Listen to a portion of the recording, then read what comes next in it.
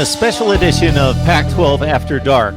Way after dark. So dark that it's early in the morning the next day on Sunday morning, 9 a.m. kickoff, UCLA taking on Cal, but it all worked out for the Bruins, winning 34-10 against an opponent that was just announced less than 48 hours ago, well less than 48 hours ago.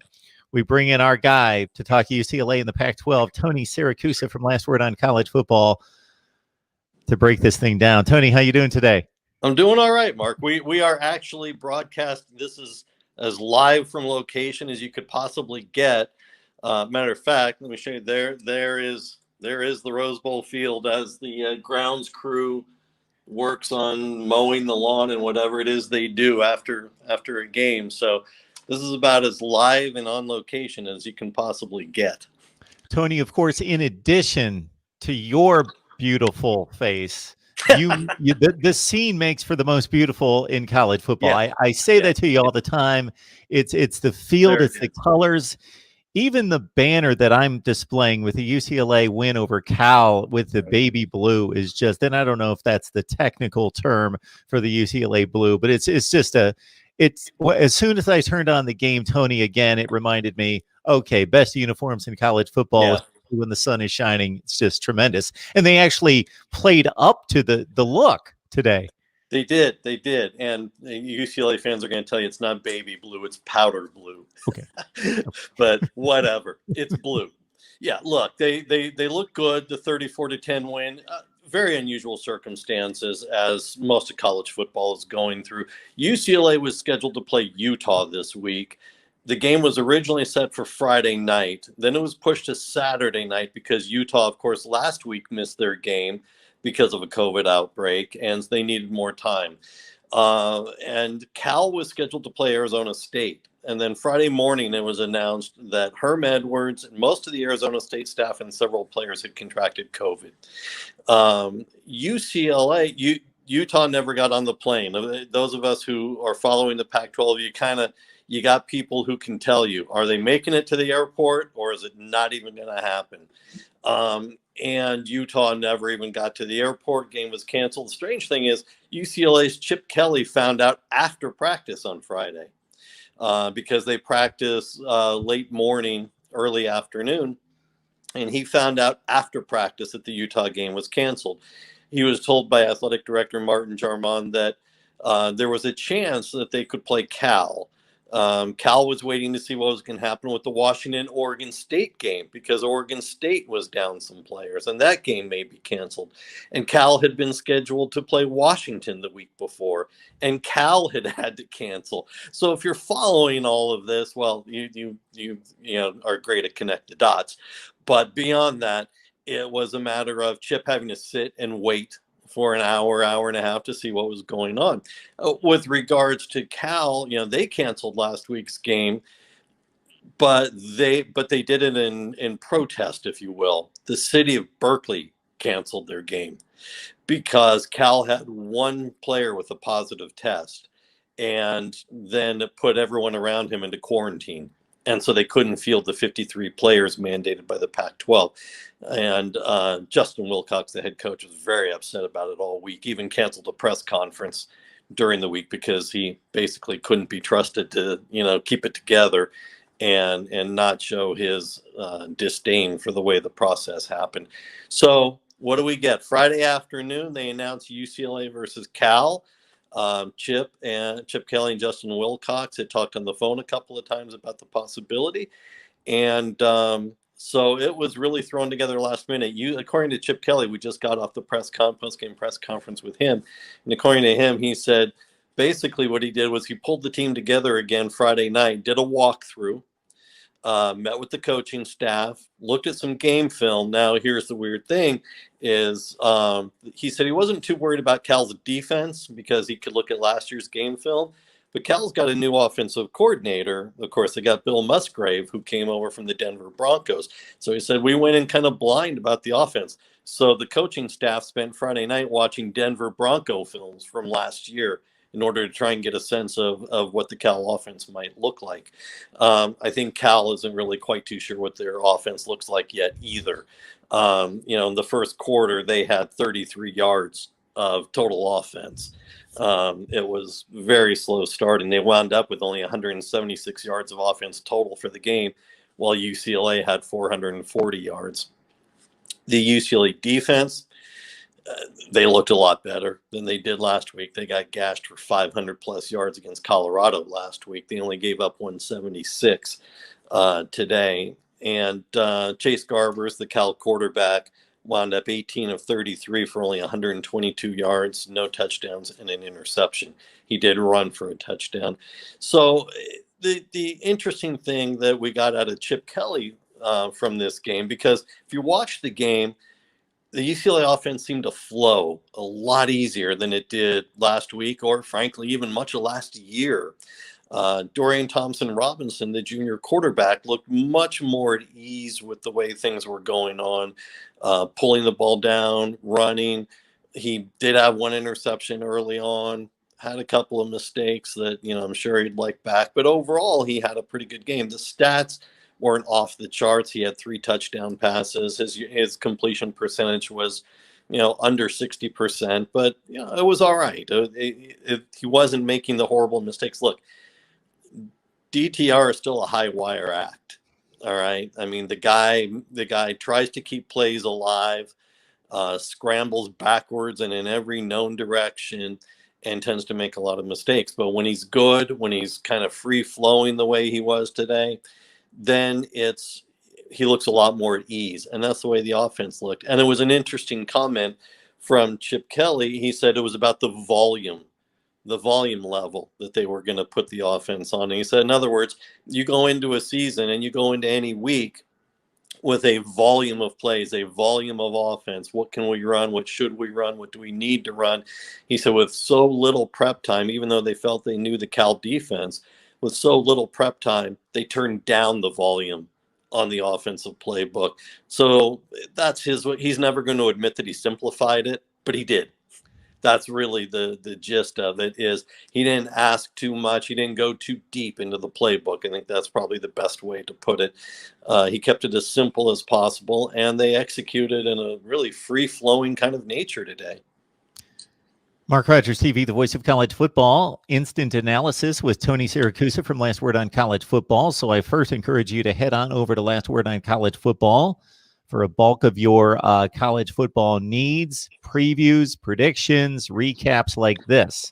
Tony joins us on a regular basis and right from the press box there at the Rose Bowl.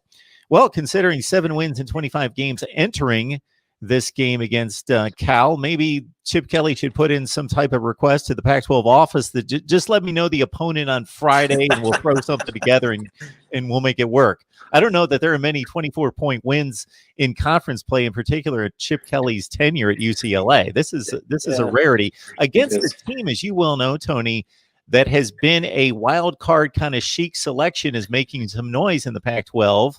Justin Wilcox, much thought of him. I think he's a tremendous coach. Agreed. But they were certainly not prepared for this one as much as UCLA was. Yeah, look, and we talked about what UCLA's preparation was like. Wilcox, the team got into LA at about 2:15 Saturday. They did their own walkthrough and preparation Friday night. They get on a plane. It's only about a 90-minute flight from the Bay Area. So they get in about 2:15. They do more walkthroughs and more team preparation. About 6 o'clock went through all their COVID tests. About 7:30, another team meeting with, no one's having team meals anymore because you got to kind of eat separately and socially distant.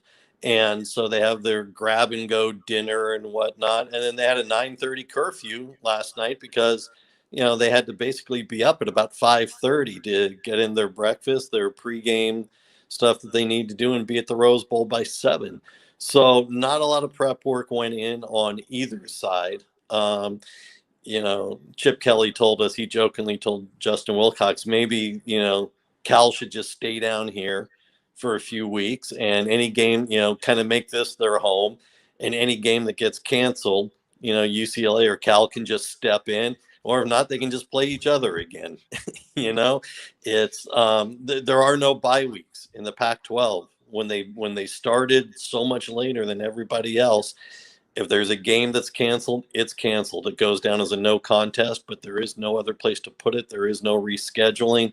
You just lose the game. And so Kelly talked about how, the players took it as they were disappointed when they found out they weren't going to play Utah, but then they became grateful just to have a game. And so their energy level was particularly high because, they thought they were going to miss out on a game completely. So they were glad to make it up and make the most of it as best they could.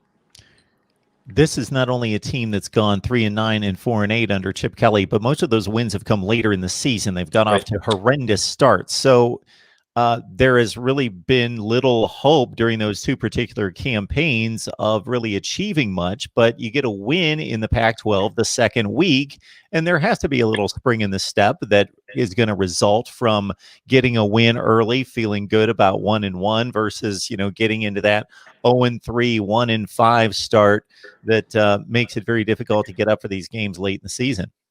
Hey, it's mid-November. Maybe it feels like late in the season to them, even though they've only got 2 games under their belts. It's mid-November, so what the heck? Look, this could have been a disaster if you lose to Cal, and the next game is Saturday up at Oregon. And so, Chip Kelly, of course, has got to wonder what he did wrong to Larry Scott in the Pac-12 because Oregon was not on their schedule for this season. And then when they did the revised conference-only schedule, Oregon was not on the schedule for this season. And then they shut down, and then they come back, and they do your 5 divisional games plus 1 crossover game, and UCLA winds up at Oregon on its crossover game. It was supposed to be played Friday night, but the conference moved it in consideration of UCLA having to play on Sunday. Having to play today, they moved it to Saturday. But still, you were looking at the possibility of being 0-2 going up to Oregon, and that just could have been completely ugly. You got to win. You played well, not mistake-free, but certainly well enough. Cal was in the game for half of the first quarter, and that was pretty much it. UCLA dominated on both sides of the ball from there, and it's not many times you and I have done a post-game show where we've said UCLA dominated, in any capacity. So it's, the team feels pretty good. We talked to a couple of the players afterwards, and they were pleased with just being able to be out there and play. They were pleased with the performance. And you're right, it puts a little bit more pep in the step going into Oregon week prep tomorrow. 2 areas that stood out to me here. 4.5 yards per carry, 244 yards rushing. Britain Brown, very productive player at Duke, comes in as a transfer. He runs for 71. Demetric Felton obviously is the main guy, but the ground yardage is obviously going to support DTR and take the pressure off him. Yeah, the difference with the ground game right now is, of course, you miss Joshua Kelly. He was the go-to guy for 2 years, 1,000+ yards each season. The difference right now is last year, Demetric Felton was kind of an all-around guy because he originally was here as a receiver, and they would use him in the slot. They would use him at running back. They would use him as receiver. He is both feet in the running back's camp now. He is all in the running back room. He's not being used as a receiver, so he can focus his game completely on one dimension. And so it was very productive. Britton Brown, he's going to be the bulwark guy. He's going to be the guy who bulldozes people. He's a big, strong guy.